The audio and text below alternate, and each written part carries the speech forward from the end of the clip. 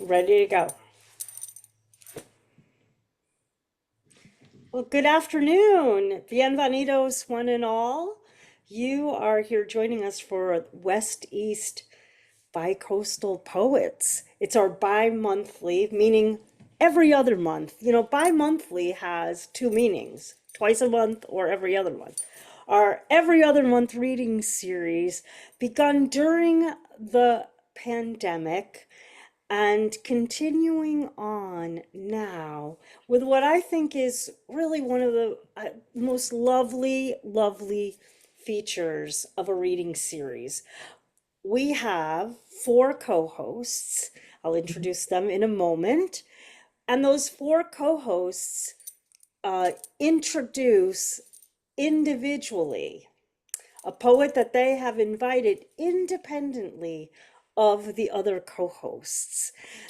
What it does, it truly creates a unique constellation of poetry that the co-hosts are not even aware of the alchemy which they create.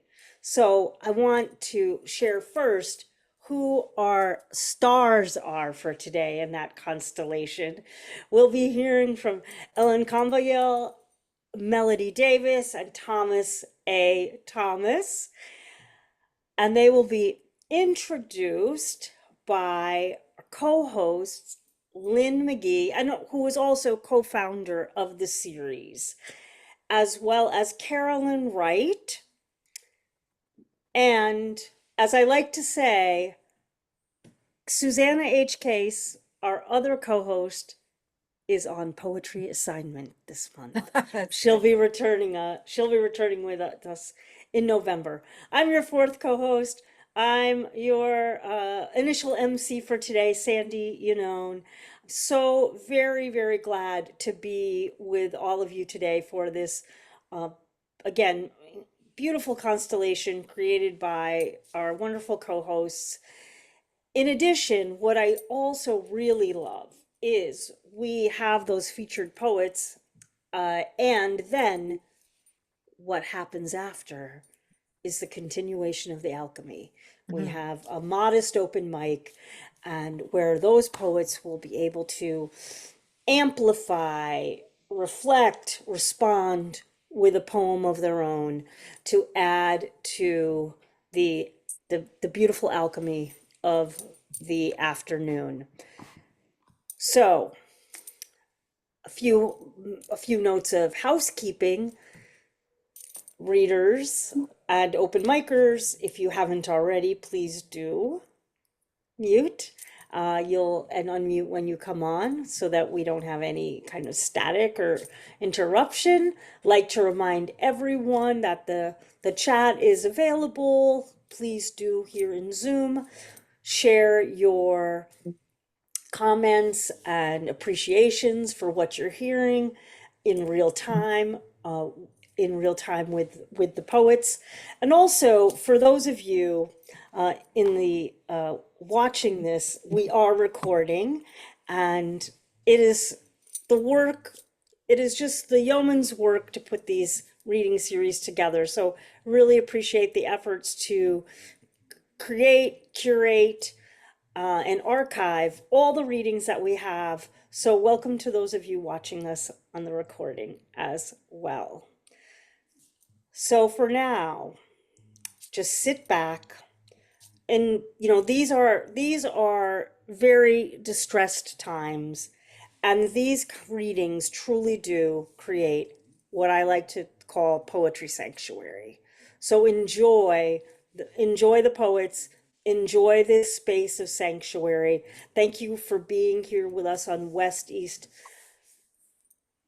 Bicoastal Poets. And I turn it over to my dear friend and co-host to introduce our first reader, Lynn McGee. Take it away, Lynn, and thank you so much.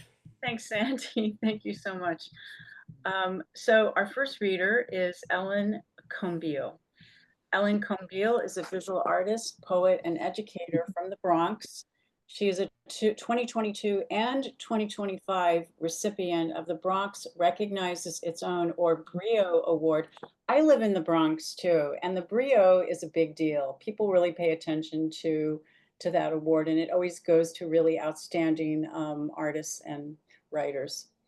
And she's also a 2025 winner, 2 years, both in 2025, of the Jerry DiGiorno Multi-Genre Prize. The latest collection of poetry by Ellen Kombiyil is Love as Invasive Species, released from Cornerstone in 2024. What a gorgeous cover, too, Ellen.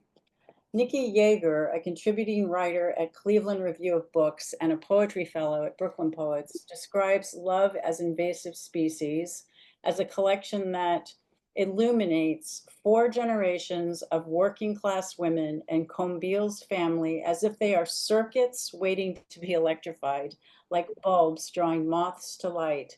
Their memories are bright and dead hot. I think that's a beautiful way of summing up the energy that this book has. Love as an Invasive Species invites the reader to reflect on and engage with the reality of animals who exist in relationships with humans. For example, butterfly flies into the oven, a pet tarantula is lost for decades, worms and fleas infest the house, whale babies sing for help, and a mother cat dies while lifting her kittens into her mouth. As Yeager puts it, humans and animals in the collection both love in ways deeply marked by loss, violence, hunger, consumption, and ache. Ellen Kombiyil is also a visual artist whose work has been displayed at Emerge Gallery and is published in Action Spectacle Diagram. I think poets have such a window into the visual arts. There are so many wonderful poets that have that, and I think you're going to find that in other of tonight's readers. But Ellen's visual work has been published at the Indianapolis Review and other journals. She's a graduate of the University of Chicago in the MFA program at Hunter College, CUNY, City University of New York. I think everyone knows what CUNY is. She is an adjunct assistant professor at Hunter College. Please welcome Ellen Kombiyil. Thank you so much. What a beautiful intro. So I'm going to read some work from Love as Invasive Species. It's nearing its birthday. I think in a week it's going to turn 1, so that's really exciting. And the other thing you just need to know about the book is it's a head, foot, or tep-besh book. So it has, I don't know if you could see the other cover is upside down. So it has actually 2 covers. You read it inside to the middle where you have poems meet and mirror each other. And then you have to flip the book around and read it back the other way. And that's really because the poems like mirror each other. So side A, like a record, it relates to the first poem, and side A relates to the first poem in side B. So it'll make sense when I start reading, because I'm going to like flip it around and you'll hear the poems that are paired together. Okay, so I'm going to start with birthday because it's my book's birthday, and I'm going to set my timer so that I don't go over time. Okay. Birthday. And all of the poems, they either share a title or they have like a ghost title that pairs it with the poem on the other side of the book. So the ghost title for birthday is called Pastoral. So I'll just read that. It could be called either. We ate burgers bloody, buns toasted in grease, and where teeth split the meat, red dribbled down our chins onto the grass. August and the ghost moon shone without the sun having set. Bees pummeled my head so I'd get up and run, sit down again, slather butter on corn, get up, circle and duck, hand slap thigh, slap foot. The buried cat sprouted a raspberry bush. Nothing with thorns, Ma said, but that bush was an exception. My sister sat calm when a bee brushed her cheek. Like a statue, she said, but the world is a breathing place. Tulips dropped petals, and the inner eyes of stalks stained fingertips. That night we whispered, my sister and I, through grill work, labyrinth of heating ducts that connected us. Ma's love cries echoed through the house. I baked a cake, ransacked the cupboard to cover it with sugared hearts. How sweet it was, feasting like that in the dark. And then if I read its twin on side B, that one is called Pastoral. Such greenness, the lawn, bent back blades and dewdrop sequins stitched in sequence replicate the fly's eye tweed of my dress. Here I am, Mama, amplified the way you always wished. Lawnmower ripcord starts up, the kind that tugs gasoline rich, the kind that swipes off toes, like when cousin Linus sprinkled the grass with his flesh. And I'll go back to side A. The next poem is No Money for Boots. The ghost title is Love as Uprooted Flora. Ma wanted birthday lilies, so you stomped through snow to the florist's beige counter, tiled floor. Tiger lilies, no dull white for her, no pink tongue center yanked fresh from a mountain path. It was 6 years since Daddy plucked the spark plugs and left. Lilies you nearly crushed getting back, bare legs bright red, like knuckles, simultaneously snow wet and bled. And stars in snowdrifts glittered. Not stars, but tiny crystals moved as you moved down the block. A wave of stars followed you home, and the stem's gone brent, and you not broken. And its twin on side B is the namesake of the book, Love as Invasive Species. Mm. The day the tarantula escaped, my uncle joked, the cage is empty. He said it over cornflakes, the rock fallen off, the mesh lid mysteriously askew. He smiled and slurped and chewed. We searched behind the couch cushions, among piano hammers, knotted strings, in the broom closet with its scary duster. How many days had he let it out for a walk, crossing the Afghans' colored squares draped across the backrest? At night, I dreamt it crept across the headboard as I slept, scuttled clacks, each foot a seed-hard talon, spilled tacks.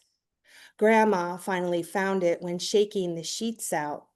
Black and lacy, it sailed through the air, then scampered under the bookshelf where it hid, then disappeared beneath baseboards. The walls breathe with it now, acrid, not unlike the air outside the zoo's tropical house, toucans dripping guano black as the berries they ate. I coax it with felled moths, pheromones exuding from their bungled heads after all night blinging the bulb's sexless filament. Or I stun lightning bugs with a mosquito zapping racket, sweep twitching bodies near the crevice where I expect long fingers to sense their way out, scoop the offering into its mouth. Or I want it gone, to know it's no longer fingering up the walls, its carcass a dropped glove I'll bury in the yard beside a house quietly erupting. Cupboards sagging with china plates, identity papers locked inside a fireproof safe, the last will and testament edited, crossed out, signed in a wavering, unrecognizable hand. The tarantula's carapace slipping off, mushrooms growing where its abdomen once was, the bookshelves collapsing, centipedes and their nymphs thriving amid musty spines, the loved and unread occupying the same space inside their dead wood frames. The cage is empty. I bring home a mate and watch it sleep under the heat lamp, tap at the glass, hoping I'll find a way to live again, grateful, tame, among the rocks.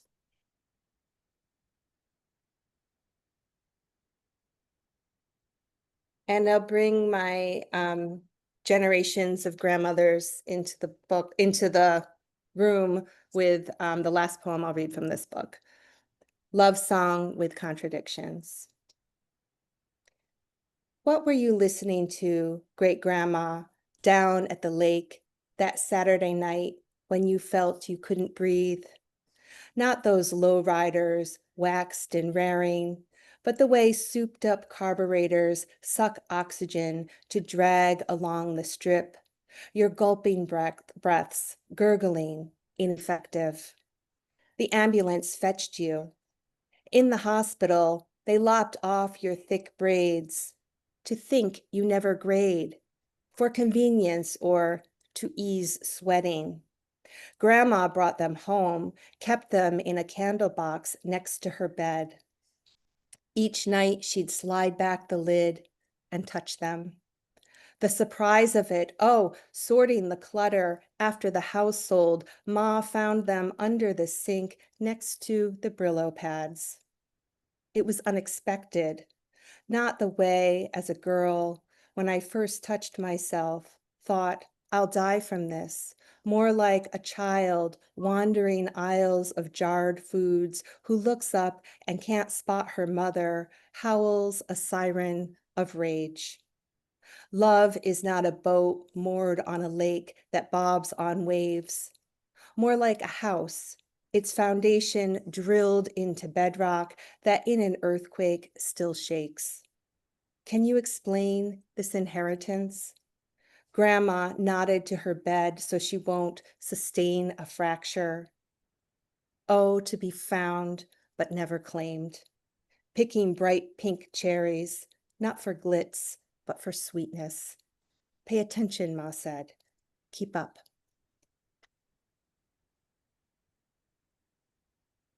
And then I'm going to share some work that I've been doing. It's a new manuscript that I've completed that I'm sort of shopping around. A little bit of a complete 180 from this work in that this is dealing with war. And so what I did was I started erasing the Iliad. And then from there, I started collecting all this sort of war ephemera from the Western canon. And I'm trying to really make it strange so that we can interrogate like all of this inherited thinking that we have just like, we're born into around war and violence. Even though the subject matter is quite different, I still think this whole book is about inherited thinking and what's passed down and how we learn to love. So it still feels kindred, but the subject matter is very different. So I'm going to share so you can sort of see these spaces because I think you see the erased text and what it's doing. I'm going to read some text from the Iliad, and I'll read some, if I have time, from the guidebook for Marines, which I also erased. Okay, so sharing. All up in bubbles. Okay, can you all see this? Is it big enough? Okay, because I'm just gonna scroll down as I read, but I took all of book 1 of the Iliad, for those of you that know it, it's like arranged into the books. And I took the whole book and I just treated it as a text that I would erase. And I was looking for some kind of alternate story. And so when I erased entire books of the Iliad, what ended up coming out was I named it the chorus, and it was like allowing these like a daughter and a mother and voices that weren't allowed to emerge to sort of come out and have their own way of speaking. So I think it'll be clear when I read it. Book 1, Chorus of the Lost Daughter. This comes from the Richmond Lattimore translation. Sing, goddess, of dogs, of birds, of men in bitter collision. Oh, of a daughter carrying a wound. Daughter, against her father, a raging girl, unfit, a once given girl, a lost girl, echoing a person. The runaway heart, the caught words, she, a cut stump, nor shall it ever blossom, bronze bark and leafage, a girl, perfect and burning, she urged the clouds answer. She speaks now of her father, of his silence, wrenching her to obedience, and of the sound of the muses singing beside him. I'm skipping to book 16. This one, I was really interested in erasing in all different formats and ways. So because the Iliad's a poem and it's got the line numbers down the side by fives, you know what I'm talking about? Where it's like you can see it's numbered. I wanted to do something with the erasure that would bring in the numbering because I think that's really interesting. So what I did was for book 16, I imagined this as a battle formation.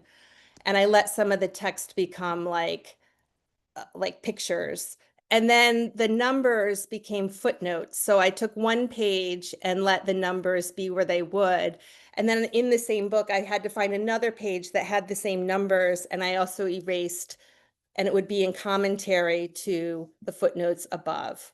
So it was like a very like intricate erasure that I did, but I'll read it in the way that it's meant to be erased, but I'll have to like go back and forth. I'm actually going to zoom out a little bit so I can read it a little more easily. But I'll make it bigger. Whoops. Yay. Okay. Let me see if I can do this less. Okay, just so I can read it better, and I'll make it bigger for the next one. Okay. Book 16, Choral Dialogue as Battle Formation. The Argives, the proud Trojans, the shower of strokes, helmet on helmet, man against man. The big glittering shield, the sweat pouring down, a lovely silver tunic. Home. Great sword striking, man, helmet on helmet, man against man. Hear me. A lopped spear echoing to the ground. How this intention, the grind of war, the clamorous onset, should conquer the ravening fire, bronze that glittered, and afterwards his own hands prayed and poured the wine, the corselet, starry and elaborate, the sword with the nails of silver, helmet on helmet, man against man, the great shield, huge and heavy. And I'll make it bigger again. And then this is the last one from the Iliad. This is, again, I wanted to use the numbering and I left the numbering down the side of the page. And this is like a timeline of seconds, I imagined it. So this becomes an LG marking 100 seconds in battle. And these are real time where the numbers appear. Now came clamor. Now leapt man to man in bitter combat. Now with long strides sprang a man, and the shivers come over his body, of cajoling men, of flying stones, driven by force of wanting. O flung stones, O sons, sorrow, I think, began it. And if I have time, I can do a quick one. No, I'm out of time, so I'll be done. Thank you so, so much for letting me share my new work. I love just being able to read it out loud to you. Thank you again. Oh my God, that was beautiful, Ellen. Sandy made a comment in the chat about the title, Love as Invasive Species. And she said, I'm just looking for Sandy's comment. I thought it really summed up something about that it's just very, very perfect for these times. And I really agree that, I agree with that. And I think even your poem about the tarantula was very loving. I think when the observation is that attentive and is that respectful of the thing being observed, to see it as clearly as possible, you know, the mushrooms growing out of the abdomen. And I mean, that's just a gorgeous poem. And I think it's very loving. And I think the time that we're in, you know, it makes that more even, you know, you have to make a place for that where you can just be centered, observe, and seek the truth, you know, because it's really about the truth. And I loved how those poems again and again kind of pointed to the truth of the matter. And I think you did that with the Iliad really well, like the focus on the women, and I loved that. So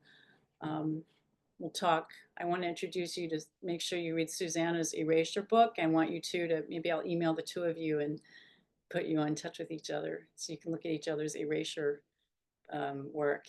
And it was really beautiful. Okay, so I am so honored now to introduce Melody Davis. We're both Broadstone. We both have books with Broadstone Press, and I think actually I invited you to read Melody like a year ago, or like more than I mean, it was a ridiculously long time ago, and so thank you for holding the space as far ahead of that as you did, far ahead of the schedule. So let me just get started here. Melody Davis is a writer and art historian, and then this is where I'm saying the connection with Ellen. I think you'll see it's like they both have such an eye, you know, just such an eye. She's the author of 4 poetry collections, including Ghostwriter, which was nominated for the Pulitzer and Pushcart Prizes, and Holding the Curve, both from Broadstone Books. Ghostwriter flashes scenes to us from the life of Davis's mother as she railed against her own decline to dementia, eventually losing her words and voice. When I first read Ghostwriter a few years ago, I marked some of the poems that most moved me. And this week I reread the collection with more context about Melody Davis, the photographer, the captor of scenes. In Women Drivers, Davis writes, "Every night on TV, men in ties would tell these jokes. The tie was the seam of control, dark on white, the shtick shift. Only men could work." I mean, you know, these images, I think you'll notice as you're listening to Melody Davis read, the images are so sharp. In the poems of Melody Davis, narrative is punctuated with image, and the undercurrent hits us in the gut in a good way, I think. It's, you know, kind of like the way that emotion, for me anyway, and it's a bias that I have, I admit, I want a poem to do this, that emotion raises the stakes and kind of locks us in. Bertha Rogers, our friend, and she's a poet and founder of Bright Hill Press and the Bright Hill Literary Center in the Western Catskills.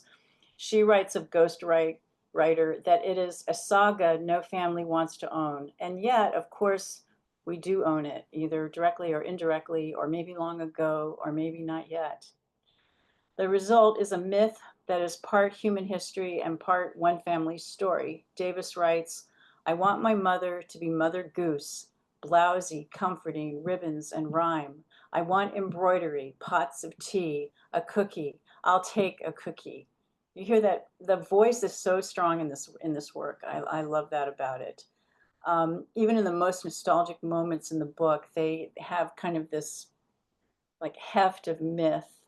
In one of the poems, Smoke and Mirrors starts out, "My parents smoked so much, they became magicians. Puff, puff, puff, and the oven belched dinner in little aluminum compartments." There's like an undercurrent of rage, you know, too, in this work that I love. It makes sense that Melody Davis would also be a visual artist and critic. With illustrator Harold Lohner, she published an artist book, One Ground Beetle, A Year in Haiku, and poems and posters from this project were exhibited as a walk-through book at Russell Sage College, where Melody Davis is Professor Emerita of Art History. Davis's work in the history of photography has been internationally recognized. She's the author of Women's Views, the Narrative Stereograph in 19th Century America, and she has published essays on the history of stereography. Okay, Melody, I don't even know that. I'm so sorry. I didn't even look it up what it is, but maybe you can tell us. In 2026, Melody Davis will be a fellow at the Smith. Okay, I'm getting a little choked up. Just give me a second. So do we still have that fellowship, Melody? Oh, yeah. Okay, okay. Thank you for your concern. I'm a little overwhelmed right now. I mean, I think We all are. we're all a little oversaturated. She was also a finalist in the National Poetry Series, and you're about to hear why she is so deserving of these and many other honors. Please welcome Melody Davis. Thank you so much, Lynn. That is the best intro I have ever had. You are my friend forever. I'm so grateful. And thank you to Susana H, Carolyne Wright, and Sandy for being co-hosts, the West East Coast Poets of the Pandemic and Beyond. I am with you forever now that I know about you. Ellen, beautiful reading. I love what you did to the Iliad, really. And Thomas, I am so looking forward to your work. Thank you for everyone who has come as an audience members. All right. So my mom passed of Alzheimer's in 2019, and it was a long, torturous decline. However, you become accustomed to Alzheimer's land. It has its own rules. And there are moments of humor, and there are moments of connection and love and grace and imagination. So I'm going to start off with Brett and Mom in assisted living. Did your desk come? Who's that? Not who. What? Is someone coming? A desk. It's a piece of furniture. Brett? No, desk. D-E-S-K. Oh, is he here? No, I bought you a desk. You brought him? No, bought. Bought him? You can't do that. It's a desk, the thing you sit at and write. Oh, it's a desk. Why didn't you say so? Must have missed that point. What kind of desk is he? A strong one, Mom. Good, but I don't need him. The neurons jam. They no longer hold hands, but dogpile. So in love, there is no room for another. Arm, foot, heads to spare. Mom's neurons meld, fuse, burn, then empty. 2 minutes later, where's Brett? Was he here, Mom? Oh, we're old friends. I don't tell you everything.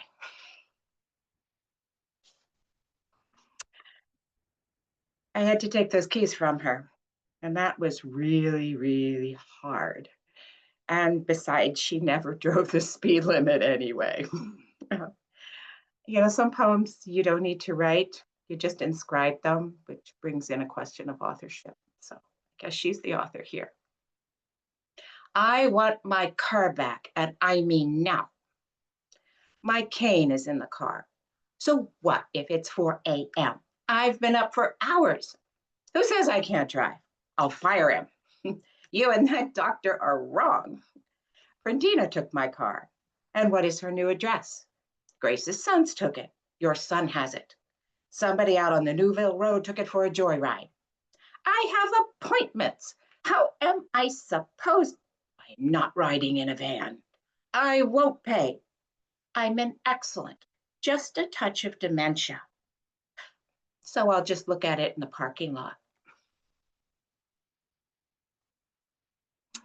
All right. Now to the more lyrical, breath. Thinking about how we remember. How does that work? I mean, we know the theory of neurons and all their firings, but how does it really work? It's such a mystery, especially when things come from so far back. Breath. My students don't remember names. Mom doesn't remember calling. I don't remember student names. Mom can't remember anyone. Nobody remembers dates. Cadences come to me rolling in gallops. I type with eyes closed. knowing just how long a line can walk, as a blind person knows in the breath where air will end. How do we remember? Is it like the plow on the earth, like the fence line with barbs sticking at nodal points, like the whistle of a train, the ride of a favorite shirt, the kiss of a door, the click of a latch, like singing a riff from two given notes, hearing in oceans your mother's breath?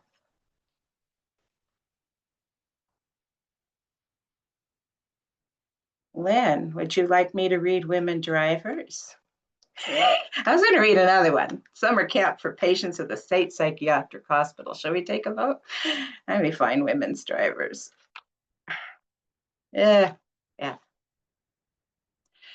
Every night on TV, men in ties would tell these jokes. The tie was the seam of control, dark on white, the shtick shift only men could work, except for big-haired Phyllis Diller, who was the joke.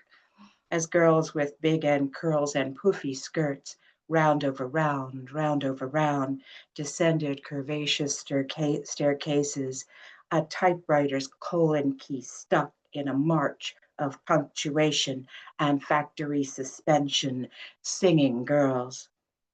Cut to the hairdresser, hours before. Women told their lives to Jean, waving the can in curves so large they could be the gestures of Pollock. A fine, sticky mist swept over our lives. Girls had to be tough for a comedy week. Over the hill at 31 liners, saggy boob jokes, and ditzy driver routines. Some of those dudes were shellacked so hard you could knock on a man, because you had to have a real hard head to get through the 60s. And those mothers weren't dumb. You know, they just chose not to hear, preferring Jean's teas and a whiskey sour to anything a tie might say. I miss hearing the truth, which can only be found in bars and beauty parlors. Father before glass spirits, mother ignoring me for the mirror, levitations and twirly chairs, asthmatic clouds, and Jean waving and waving his can, nodding so sympathetically that the bastards, one by one, faded into the gluey atmosphere. Voices floated over the dryers. There's a man's for you. Ain't it the truth? What those women knew might stop dead any driver in his seat, which is why they had helmets for hair. Ready for the crash, you might think? No, hun, it's the other way. They were protecting all the rest of us. So I'm going to read, thank you. I'm going to read from my penultimate collection, Holding the Curve. Oh, it has my photograph on the site. Helps to be a photographer. You get your own covers. So it goes between Brooklyn and Appalachian in Pennsylvania, all over the place. I'm going to read you a villanelle. A villanelle, in case you don't know, has two repeating lines. And you'll hear them every other stanza. And then at the final stanza, the two lines come together as the next to last and last line. It only starts. The American road is our art, pure the process of leaving. Driving doesn't end. It only starts as the radio feeds a secret part of the brain that's always running the American road.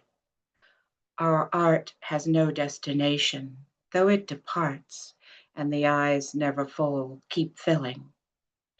Driving doesn't end.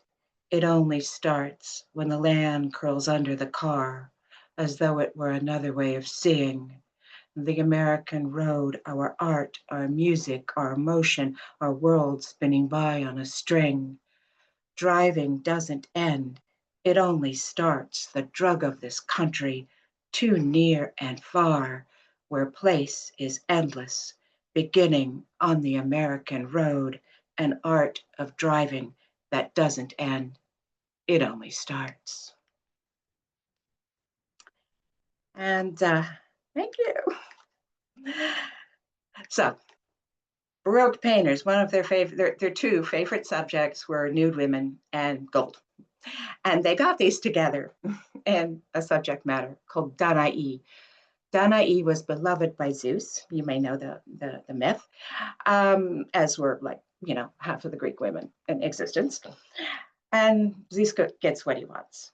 But Danae's father locked her up in a tower because of a prophecy that her son would kill him. But Zeus had a way to get to her. So you have to think of all these Baroque paintings with nude women, recumbent nude women, and being pelted by coins. It's ridiculous. Rembrandt paints her surrounded by gold light, and she's reaching out. Danae, to be bathed in gold light. Zeus piss, like grapefruit and honey, acrid sweet, but not quite. No, not quite like anything at all. My hand forever upraised, or my lush forearm pillowing my head, still in that instant dipped in musk, the scent on the soft underside of the balls, humid, heady, clean, to be lifted in that force of perfume, wearing nothing but light, a pure sheath of color. It was no golden coin. Who could think that?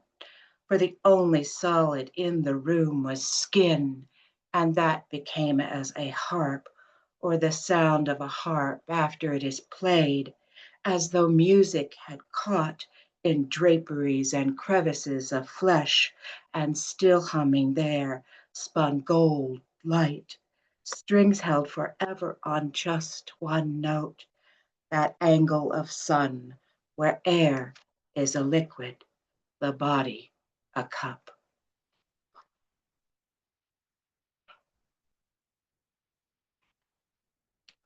I think it's time for a little irony, but it's all true. Well, most of it. I lived in a really tough neighborhood in Brooklyn. My car kept getting broken into. Okay, so at least you get a poem out of it, right? Screwed. The empty radio slot gaped like a jawless skull, glass all over the seat. The ashtray ajar, clean and neat, held 4 screws that once held music skimming the highway.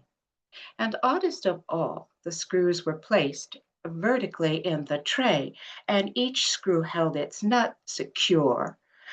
Nut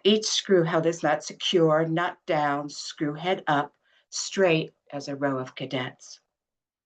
I admired the craftsmanship, the pride in theft well done.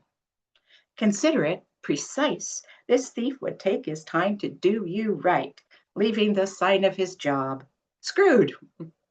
What could I do but what I'd always done? Clean up and take that little pleasure in being took.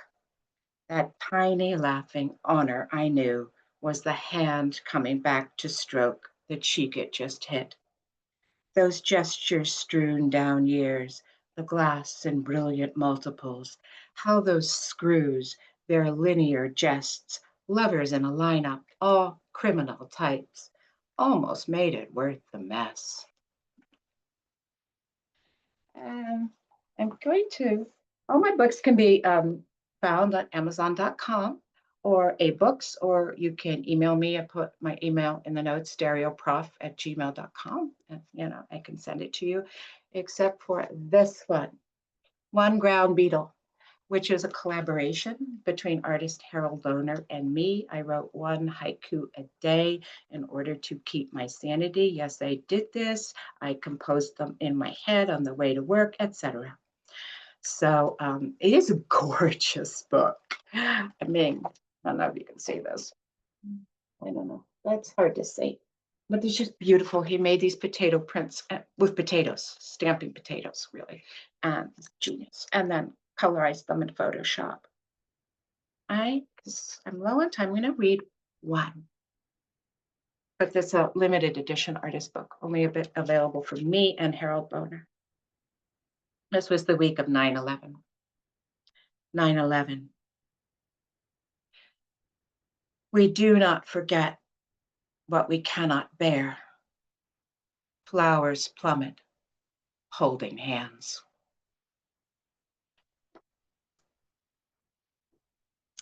And my last poem occurred because I had the pleasure of going to Yogyakarta in Indonesia. I was entering a building and the museum guy came up to me, started speaking to me in Japanese. Of course, I don't understand Japanese. I just wanted to get in to see the exhibits. So I wanted to cut this interchange short before she ran for a translator. And I said, here's my card, as though to say, I know what to do in museums. I know how to comport myself. But then my card preceded me. It got around. Yogyakarta. Boss biker girls in hijabs weave through traffic at the front of the stoplight every time. Air's so thick, breathing's a risk. They're going for college and master's degrees and 90% humidity, wet bulb temp plus 100, wrapped in synthetics, still as a hand in a glove. Concentration is a space of speed. Tell me about being professor. Talk runs fast here. Should I, with unmanageable hair, advise on dreams? Never quit, I say, no matter what, and don't marry. She nods so seriously, I'm afraid she'll take my advice. For these girls, place is something seen in a mirror as the tails of their hijabs stream behind. Thank you so much for your attention.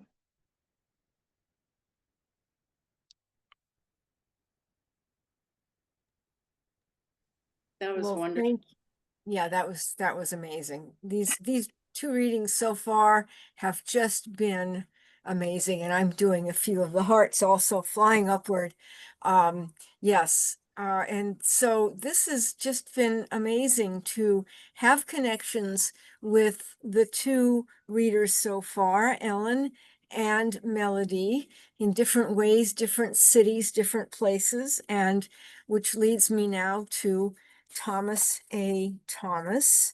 And what I'm going to do before I start, because I'm both introducing him and posting the bio, but I'm going to do a different bio. And let me see, where is it here? I think I can fit these bios are, you have to fit them in here. That's part of it. Okay. And then I'll do the rest next. Because I think there's a word limit or a character limit, and here is the rest of the bio. So I'm talking my way through that. There you go. Okay, very good. Well, I just want to thank everybody again for coming and for attending this reading for, West East Poets of the Pandemic. Do we still say Poets of the Pandemic? Or maybe the pandemic is coming back. But in any case, there are other connections here, as you heard with the other poems about Alzheimer's and dementia, and illness. And I just want to say that I met Thomas, we've known each other now for a few years. But I first met him through a Zoom-based reading, similar to this one. It may even have been Sandy's, our own Sandy Yannone's Cultivating Voices live poetry, which began in March of 2020, very much toward the beginning of the pandemic. And so Thomas was one of those, benevolent faces in the Zoom windows, and he was a steady presence at these gatherings of poets that were so consoling during the illness and spreading isolation of the pandemic. But at some point, I began to receive his weekday poem-a-day emails with an excerpt of a poem that always had some really key essential significance, and accompanied by one of his amazing photographs. He's an amazing nature photographer as well. And if you haven't, get Thomas, maybe put your email address there so that people can, sign up to get your weekdaily, not weekend, poems a day. Then at some point we were Facebook friends, and Thomas posted on Facebook what looked like a message that he was mourning the death of someone very close to him. And I thought it seemed to be his spouse, his wife. Um, and that was very impactful to me because this was a few weeks into 2024. And in mid-January, I had just lost my husband um, after Parkinson's and breaking his hip and finally a massive stroke. So I was, I sent a message of empathy and condolence to Thomas. But as it turned out, his wife had not died, but she was still alive, but deep in a sort of the death in life of early onset dementia. And he'd been caring for her for over a decade at home, and then for the last several years, spending time with her every day at the assisted living center where she had been. So our communication moved to a whole other level of sharing via phone conversations. And then he came up to Seattle to attend a few readings, and so we were talking about our respective experiences of loss and coming to terms with the grief of that. So I regard Thomas as a true poet friend in that we have shared so much about, the sources of some of our work. And then I learned that during those years of protracted grief and what I call premonitory pre-posthumous mourning, Thomas had written a sequence of poems which had just been published by Moonpath Press called My Heart Is Not Asleep. And you can see it there. The title comes from a poem by the Spanish poet Antonio Machado. And these were poems of grief and longing for this profound love. And though she was still alive, she was lost to him in this slow dissolution of dementia. When the book reached me, I sat down and read it in one sitting. And that seems to be the experience of a lot of readers of My Heart Is Not Asleep. So even though this brilliant, beautiful, compassionate, and articulate woman's words, her own words, were now lost, as was her very power of speech and recognition of even her beloved husband, Thomas, he was the devoted husband who had written this sequence, uh, evoking in this achingly beautiful language the essence of their love. The poet Ellen Stone had written that the book is a long farewell to a beloved wife lost to early onset Alzheimer's, her loss of language, of movement, and everyday functioning. And what I appreciate was that the poems capture the erotic joys of their first years together, and then the tenderness with which Thomas cares for her during the long time of her decline, as he asks himself in moments of delicate but piercing vividness, can you hold her now deformed feet with the same reverence you cupped her breasts in longing? Well, Thomas's wife, Shawn, passed away late last year. And I understand that Thomas is writing another sequence of poems about this aftermath, which begins after she has slipped away in the little boat of her hospital bed, which are the last lines of My Heart Is Not Asleep. And the late breaking news is that Thomas's My Heart Is Not Asleep is a finalist in poetry for the Washington State Book Awards from the Washington Center for the Book for this year, 2025. So we hope to see him at the Seattle Public Library for the awards ceremony, which will take place sometime later this fall. So please welcome Thomas A. Thomas.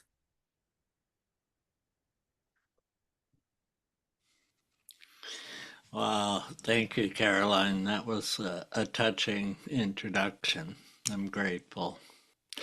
And thank you just for the honor of being here with my real life friends, Andy and Caroline, and co-host Lynn McGee. Thank you. And lovely to meet Melody and Ellen too. Fascinating stuff. What a trifecta we are.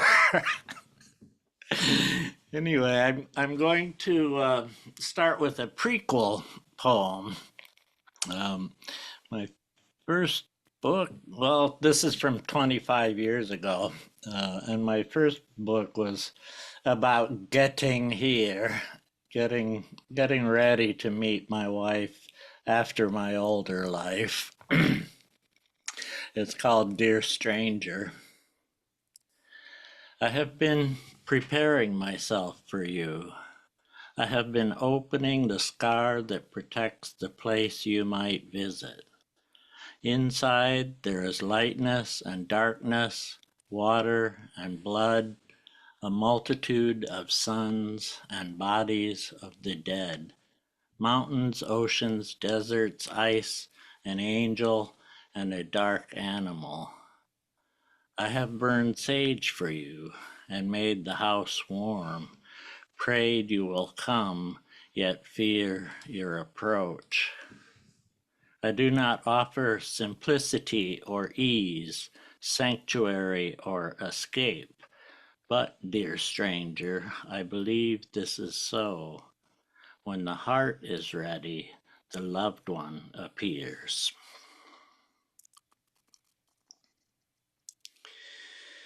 So, and then my prayers are answered, and I meet Sean, and this is the second poem in the book, I guess. It's called Love Awakening. I wake warm and tangled with you under our tousled covers. Come aware of your breathing like slow waves sinking into sand over and over. I open my eyes to the pre-dawn wonder of you, then close them, listening to my own breathing and twining with yours. From outside our window, a third sighing curls into my ears. There is now, here, your small breath, my small breath, and the great breath. So the book is in 5 sections. Heart Stirred is the first, and then Onset, and then the years, and staying awake, and finally at sea. But it seems like hardly had love begun when things began to slip away. But this is the last one from Heart Stirred, Copalis Prayers. I'm walking at night when a breeze sets grass blades in motion, writing silent prayers in the sand. Sparrows, mice, and insects have left the signs of their pilgrim paths among the burdocks. The pearled prayer shawls of the spiders are hung everywhere around the marsh by moonlight, and we mingle our footprints, mine and yours, in the dune grass along the sand path beside the marsh, a prayer written by our feet. But come the slanted sunlight of morning, I find only my own.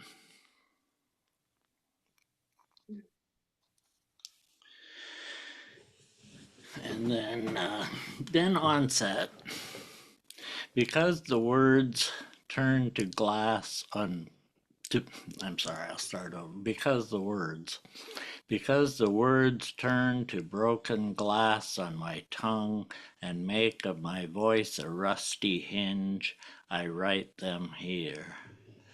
Dread darkness grows behind beloved blue eyes, under her temple bones, beneath a forehead I still kiss, where my nostrils seek warmth and remembered solace. I know, I know everything loved is to be lost and scattered, yet and yet the daily lesson drums in the blood beneath my skin, repeats in knots of sorrow down my bowel. My beloved disappears, day upon night, untethered in time, leaving language behind. And yes, because her words are being lost, I write these here.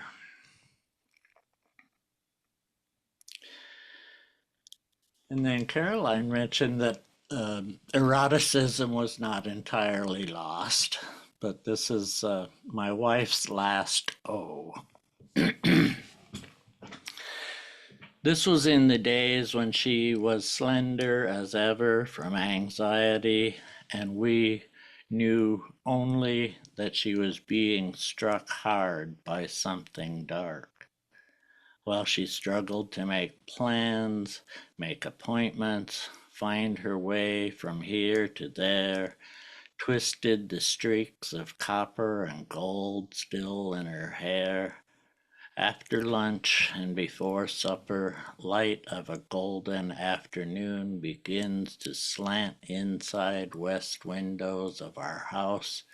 After children, music old and soft plays under the cathedral ceiling beneath which rests our well-used couch. My wife sitting at one end of it, my body stretched across, head nestled in her lap, forgetfulness, ovarian cysts, her other atrophy as she massages scalp and temple, brushes hair from my forehead, rocks me warm and mesmerized, presses my skull against her mound and pelvic bone, and her hips rise just so gently as she closes her eyes and, oh, she says, yes, whispers, oh.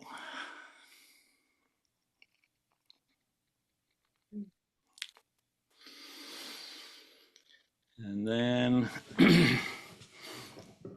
sort of a narrative poem here that goes back to 2020 in a time.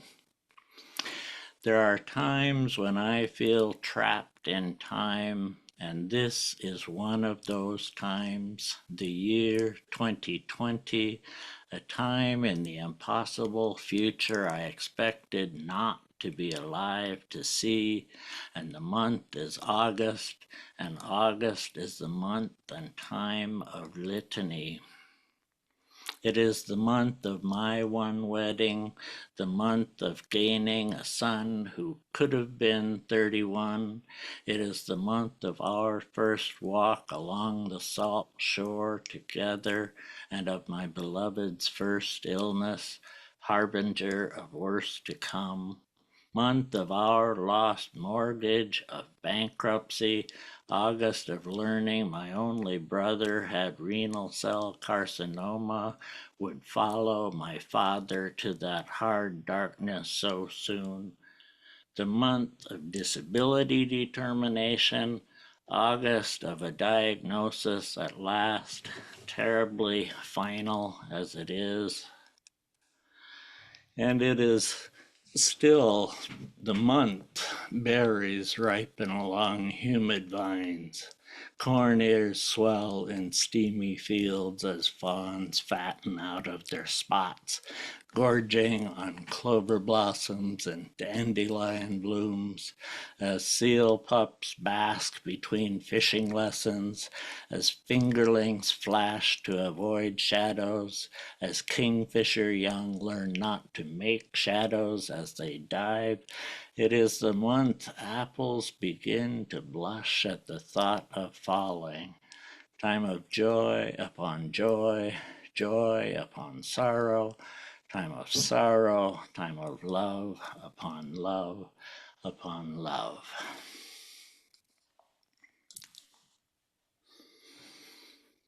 So nature I don't like to think of it as something separate from me, but exposure, my ability to get into the natural world did help me nourish my soul during these times.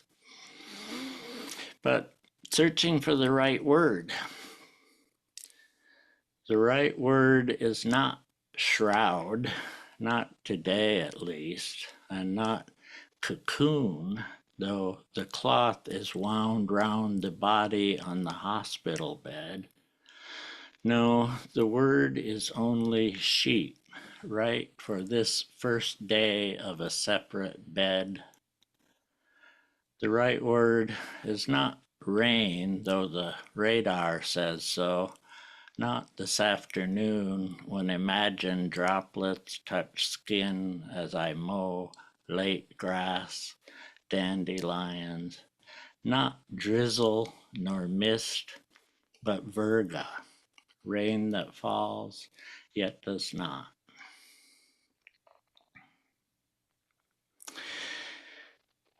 And then, I'm doing okay for time, I think. Good morning, my love. I'm turning her over to the care of strangers now. And I'm parenthetical.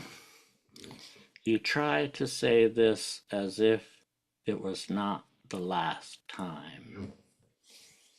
Here's your glasses as you slip them onto her nose, again as if.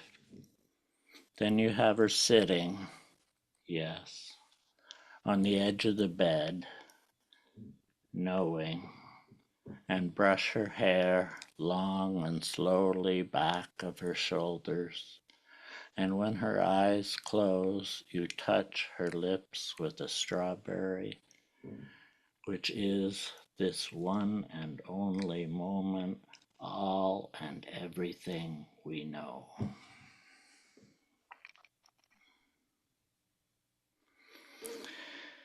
Okay, this is the last one I'll read from the book, and it's one that I've also put on broadsides as I did in a time.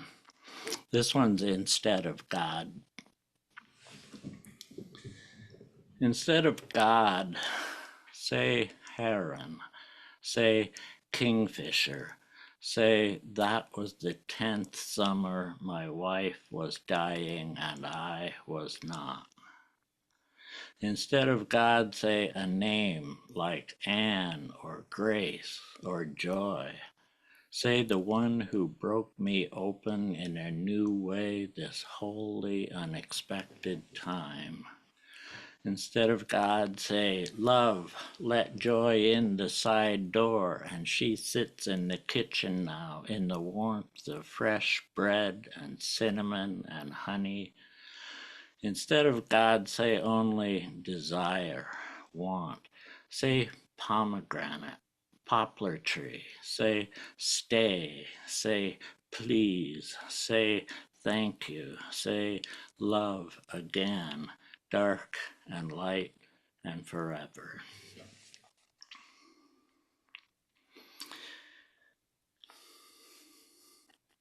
Thank you. And I'll close with expanding out from the macro of our own tale to the empathy, my empathy for the world. My last lesson, or one of the last lessons from Sean, was that. And this is after she's passed finally. I'm sitting with the body.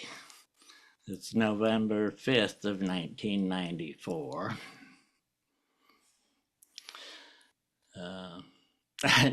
2024, shall I say. I was thinking a day that will live in infamy. Sitting with her body. After all the years and months and days and final hours, I stand close at the foot of the bed where the body cools. I have played music, read poems, and wept for the spirit gone. elsewhere.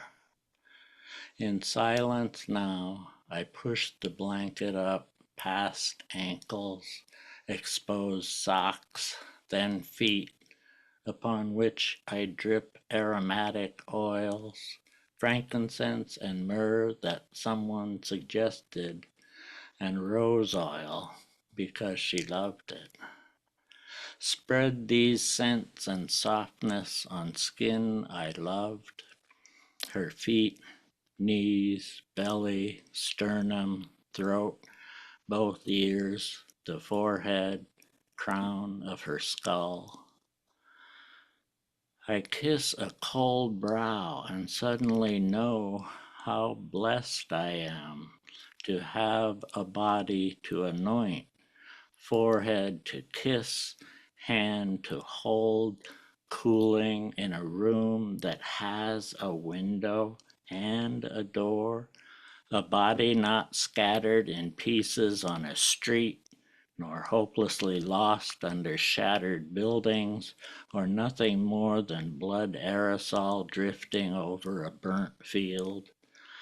I have the body of my beloved to touch, to gaze upon. I press quiet tears into the stiff skin of her pallid cheek, look once more for a flicker under eyelids. I can say goodbye again and again, ring the chimes, light the candle, hold her still hand as this day's sky goes dark. Thank you. Thank you so much, Thomas. That was really a moving reading. And as so many people have said about previous readings of yours, you know, there's never a dry eye left in the room, in among the listeners. And I was feeling it within, you know, so, you know, I wish you all the best with this, and you know, with this next book, this journey onward into, you know, the rest of your life. Well, we have reached the end of this part of our, you know, West-East reading for September 13th. I haven't seen anybody post any desire to read in the open mic, but how much time do we have? It is about 1:26 Pacific time. Um, what do we want to do? What shall we do? What shall we ever do? Okay, so nobody wants to read in the open mic. I just want to, so there's no It open mic. seems that way. I mean, it would be really hard after this sort of, you know, presentation. These three amazing poets with their work that intertwines and interconnects, and you know, there's so much synchronicity among all of them. I don't know. I think we may be able to conclude here. I would love to have, you know, have contact information for all three of you. Thomas, as I have yours. Melody, I saw your email. Ellen, I may still have yours if it's the same from years ago, but I'm not sure. Okay. Oh, I think I know where I have it. But, you know, we're going to be having, this is the end and conclusion of this wonderful and moving event. But thank you there, I see it. But our next reading comes in November. That will be the second Saturday in November. Am I correct? Which would It's be November 8th.